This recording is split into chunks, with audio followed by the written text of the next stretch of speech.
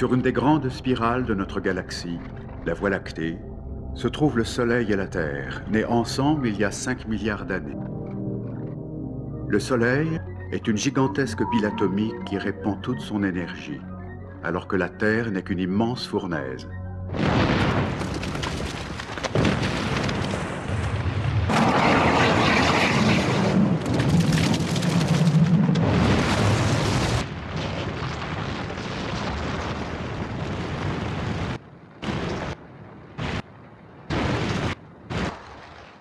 Lentement, la Terre se refroidit.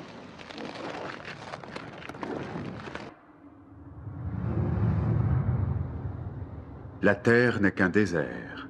Aucune trace de vie, ni végétale, ni animale. Le ciel n'est pas bleu. L'atmosphère n'est pas celle d'aujourd'hui car l'oxygène est absent.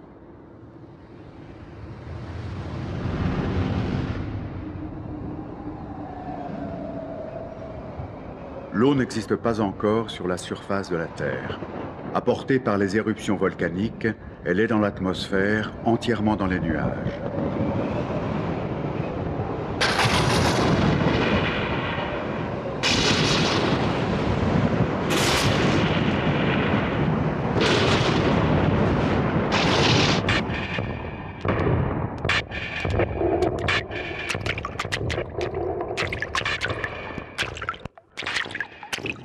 Un phénomène inouï, la première pluie.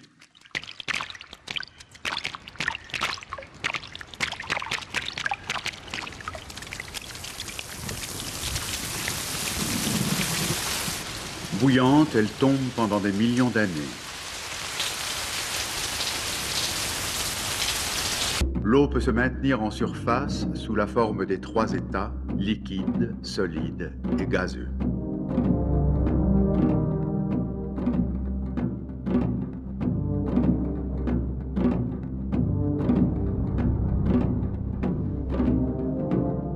Les océans se forment.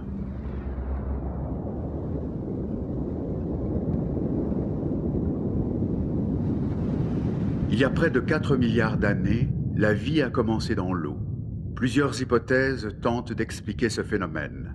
Tout d'abord, peut-être en l'absence de toute lumière, au contact de sources sulfureuses brûlantes, chauffées par le magma terrestre, le soufre se transformerait en matières organiques.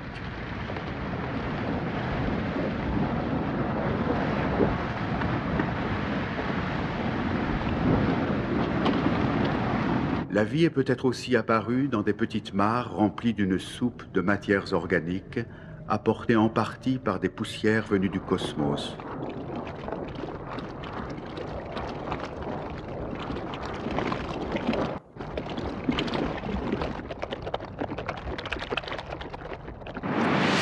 La vie, qui peut être définie comme un ensemble de molécules enfermées dans une membrane, puise son énergie à l'extérieur. Cet ensemble est capable de se reproduire, soit à l'identique, soit parfois en se modifiant et en se diversifiant.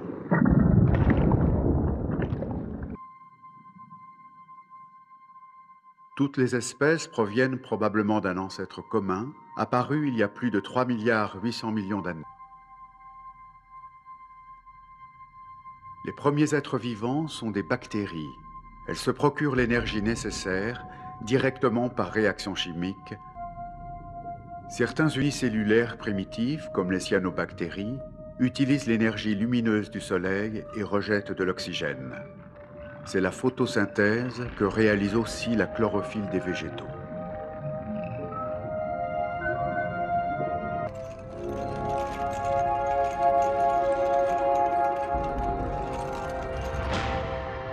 L'oxygène est alors un gaz rare, dangereux pour les êtres vivants.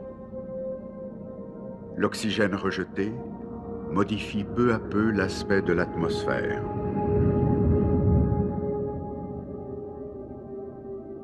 Il y a près d'1,4 milliard d'années, la cellule s'enrichit d'un noyau, ce qui lui permet de protéger ses gènes par une membrane.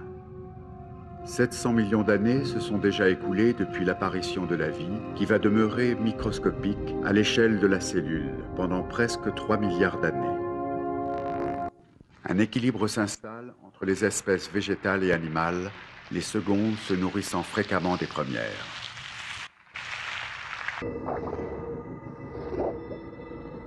La reproduction s'effectue essentiellement par division, un principe à l'apparence très simple. Une cellule en donne deux.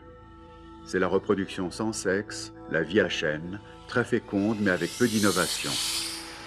Certains unicellulaires se rapprochent les uns des autres pour s'associer. La taille et la complexité des êtres vivants ne cessent d'augmenter. L'éponge, longtemps prise pour un végétal, est l'un des premiers animaux à former une colonie. La vie s'est maintenue uniquement au stade unicellulaire pendant plus de 3 milliards d'années. Depuis 670 millions d'années, ce sont les invertébrés marins, animaux pluricellulaires, qui prolifèrent avec succès.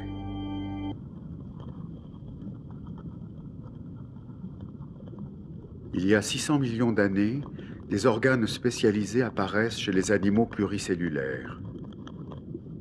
L'atmosphère se charge de l'oxygène rejeté par les algues. Les couleurs du ciel sont à peu près celles d'aujourd'hui. La vie, toujours absente sur la terre ferme, est abondante sous la mer. Un événement riche de conséquences, la sexualité. Un spermatozoïde fusionne avec un ovule, formant un œuf, dont le patrimoine génétique viendra pour moitié de chacun de ses parents. Avec la fécondation, la vie découvre la diversité. Chaque être est unique. L'évolution peut s'accélérer car les combinaisons génétiques sont innombrables.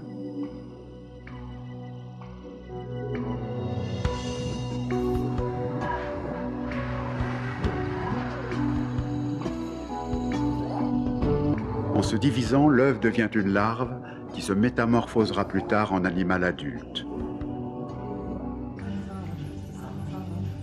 Le succès de la sexualité est total. Il y a 600 millions d'années, la vie a explosé en variété et en nombre d'espèces. C'est le triomphe de la diversité.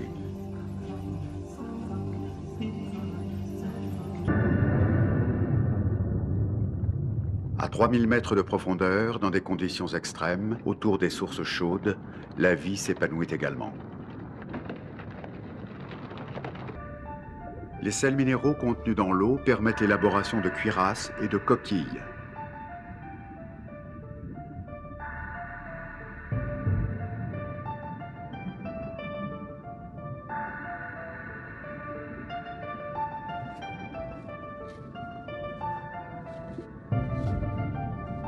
La carapace de la limule l'a ainsi protégée pendant des millions de siècles.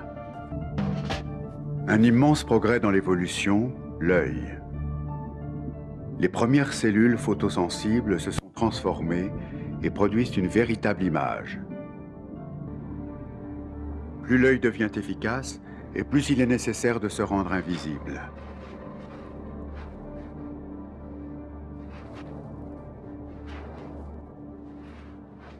L'évolution ne s'est pas déroulée d'une façon régulière. Il y a eu plusieurs extinctions massives de la vie, principalement pour des raisons climatiques. Il y a 530 millions d'années, 80% des espèces vivantes ont disparu. On a retrouvé de nombreux fossiles de cette faune sur le site de Burgess, au Canada. Pikaia, l'ancêtre de tous les vertébrés, a heureusement fait partie des 20% de rescapés. L'Amphioxus, qui ressemble à Pikaia, peut être considéré comme le stade précédant celui des poissons. Il y a 420 millions d'années, apparaît un animal débarrassé de sa coquille ou de sa carapace. Un animal solide, un animal à squelette interne, le poisson. D'abord cartilagineux, viennent ensuite les poissons osseux.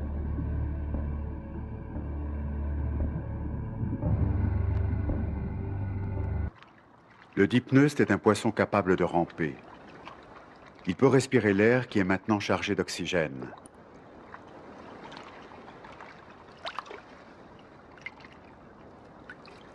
Précédés par les végétaux et les insectes, les vertébrés vont se lancer, à leur tour, à la conquête des continents.